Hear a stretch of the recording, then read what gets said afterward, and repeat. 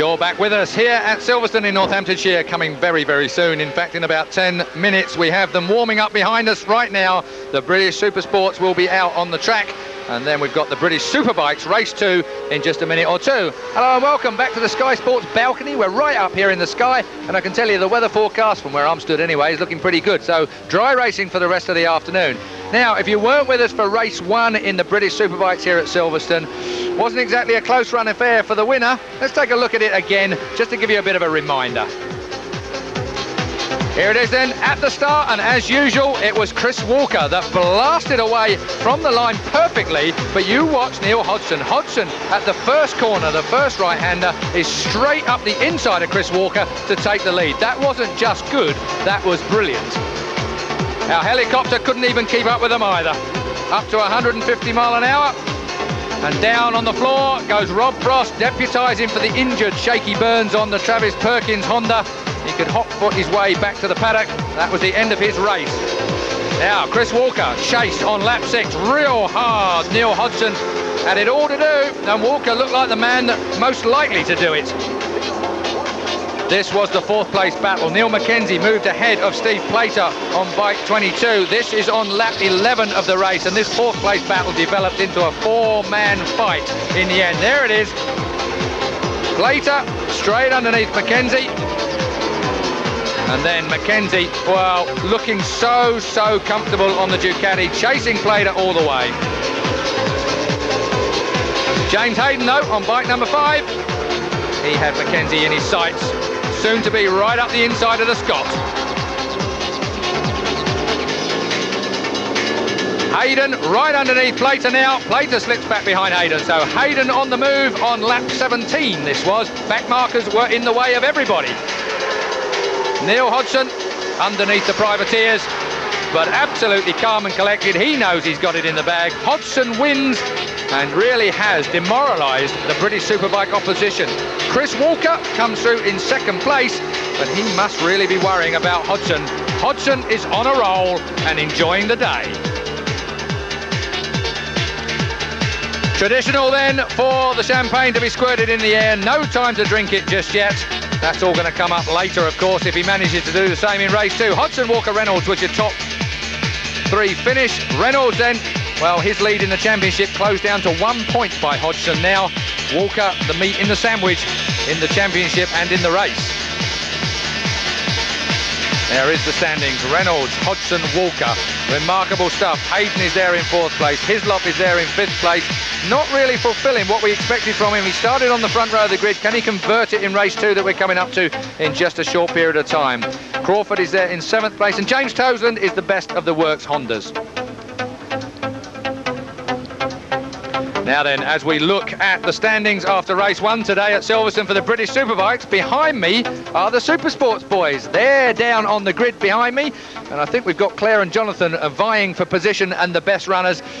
Let's take a look then at the championship standings as we go into race 6 in this series. Jimmy Moody, well, we've heard a little bit about Jimmy Moody. He and Honda have fallen out. He's not riding for Honda anymore. He's gone to V&M Yamaha. This is the 2nd of his 2 scheduled rides on a Yamaha in the series. Will Yamaha sponsor him and continue? I would say with that kind of lead over Castrol Honda's Kirk McCarthy, his former teammate, they really must dip in their pockets and bail the Scot out. Glennie Richards is 3rd in the series. Behind him is Dean Thomas on the Ducati. Christopher Mullen, Glenn Richards is the Sanyo Honda teammate too. That is the grid. This is live. I'm up on the balcony, but right the way down there. Let's take a look at the grid then as they're going to line up. You saw 26 come into the grid there. That is John McGuinness. Now, Jim Moody, that once again has got the V&M Yamaha on pole from his former teammate Kirk McCarthy on the Castrol Honda. Glennie Richards is going very well. We've already seen him win the Superstocks race today.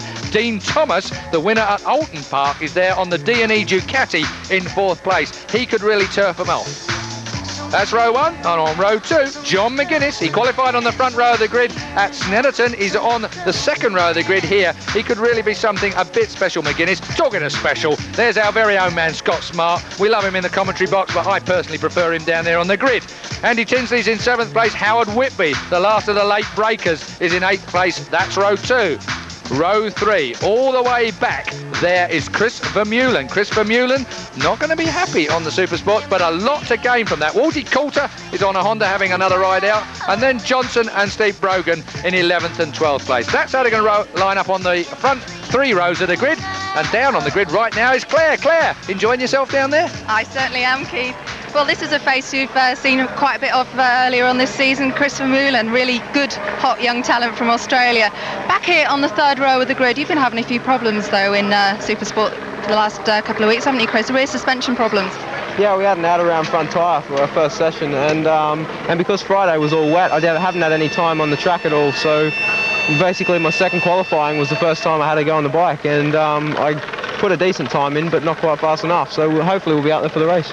Well, we wish you the best of luck for that. Obviously, we saw a brilliant performance by him not that long ago in the Superstocks race. Now, one guy who's had a really, really quick turnaround, of course, is John McGuinness on the 2nd row. John, bit of a demanding race this time for you. 2-stroke to a 4-stroke. Bit of a difference in riding styles. Yeah, just those few laps helped there. Just got 3 laps in, and I've got no choice but to adapt to 4-stroke. So hopefully we get a good start. Hang in there with the boys, and I don't think we're far away. You're a very interesting addition to this 600 class, I'm sure. Of course, we have got on the front row Kurt McCarthy. He was really frustrated yesterday, only 0.2 of a second off Moody. But where is Moody? The pole man, he's not here. Jonathan, where is he?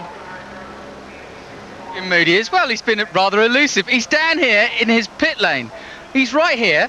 He's no panic, no problems. The rest of the grid might be panicking, but certainly Jim Moody isn't panicking at all. He decided just to go out on his second bike and then save the race bike for the warm-up. So he'll go out when the pit lane opens again. Will take his position in pole position for this one, but cool as you like. And if you want to do an advert, if you want to win the British Championship, this man's looking for some help. He's looking to try and get some more rides, right? Are you all right? How are you feeling? Everything go okay. Yeah, for a long race. All right, well, we're having a bit of trouble hearing you, but we'll let you get back to it. Basically, what he was saying, he's feeling fine, not a problem, the bike's good. He's saving his race tyres, that's the whole point. But the pole position man, leading the British Championship, doesn't matter what kind of bike he rides. If ever there was a time where you needed an advert to tell you what you can do, I've just been hearing from him earlier that he's hoping to get out and do a World Supersport race as well this year. But as we get to the 1 minute mark, I can tell you that pole position man Jim Moody will be taking even his tyres. That's all. Back to you guys. Thank you, Jonathan. And Jonathan, a little bit of a communication problem between us and John, but everyone's doing the best they can down there at the minute. We're up on the helicopter now, taking a look down on the grid. And really, Julian, you brought this to my attention as soon as I walked in the commentary position here. A lot of gaps on the grid here, boy.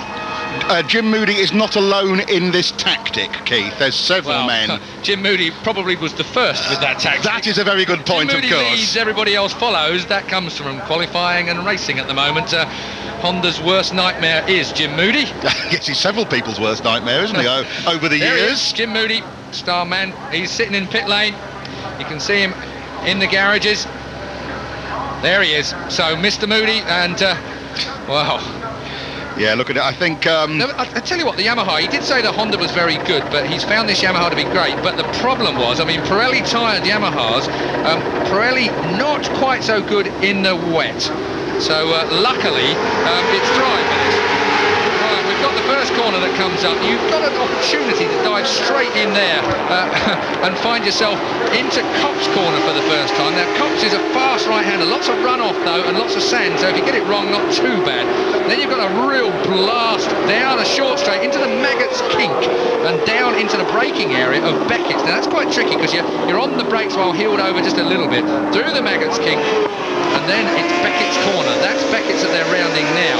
Now you've got Ireland, I-R-E-L-A-N-D, as Julian quite rightly corrected me earlier on. Ireland corner, which is a bit of a chicane. It's quite a tricky one, no passing there, but it is spectacular.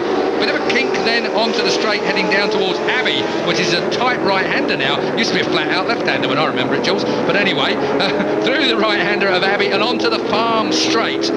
Already on the Farm Straight, that probably is no, it won't be, it'll be McCarthy. So down Farm Straight, heading under bridge, that's been there for a while. So through Bridge Corner, which is a right-hander, and then you've got the Priory, which is a left-hander, a tricky little corner. All of this really is all hustle and bustle here. To get under Priory, you'd be pretty lucky to get under anybody at that particular part of it. Then you've got Brooklands, which is another tight left-hander. Of course, this is the